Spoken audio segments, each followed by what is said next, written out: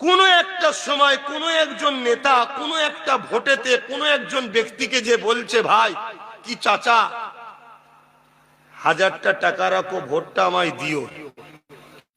কি বলছে? রাখো ভোটটা আমায় দিও।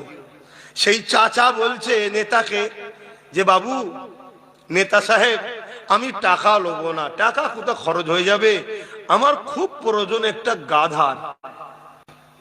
একটা গাধা তুমি আমায় দাও। খুব মন দিয়ে শুনবেন, আমাদেরকে কেউ মিটাই নেই, আমরা নিজেদের কবর নিজেরা খুঁড়ছি। আল্লাহ হীরা করে পাঠিয়েছে আমাদেরকে, নিজেকে আজকে এত নিচই না বিয়ে দিয়েছি, আজ মূল্য নেই।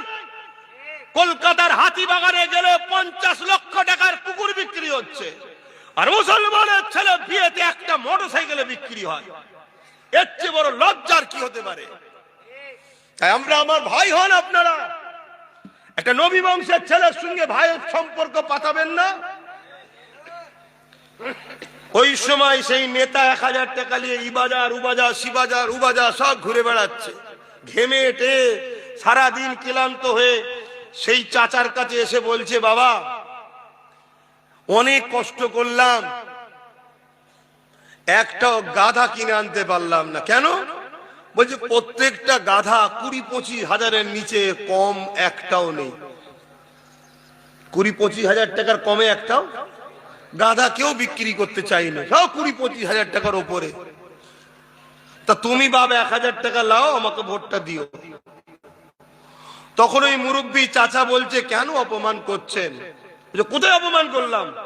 আরে 20-25 হাজারের কমে যদি গাধা কিনতে না পাওয়া যায়, তুমি আমাকে 1000-এ কিনতে এসছো। কি বুঝলেন? ঠিক তো বলছেন। এই ঘুমটা এতদিন ধরে ভাঙাচ্ছি, আর আজকে ভালো একটা দিনে রান্নায় যেন কেউ বাগার ডান্না দিয়ে ফেলে, একটু মাথায় রাখবে। কেন? সব রিবন আছে, ঐক্য হয়ে গেছে, একতা হয়ে গেছে, তাই তো সব জানুন। তাহলে 20-25 হাজার টাকার নিচে যদি গাধা না পাওয়া যায়, আপনি আমায় 1000-এ কিনতে এসেছেন। এ উম্মতে মুহাম্মাদি, তোমার আমার মূল্য আজকে গাধার থেকেও কম। এটা যে দাম দিচ্ছে তার দোষ নয়, তোমার আমার দোষ। আমি 1500 বিক্রি হয়ে প্রমাণ করে দিয়েছি আমার দাম গাধার থেকেও কম, গাধার থেকেও মূল্য কম। তাই কাল তোমাকে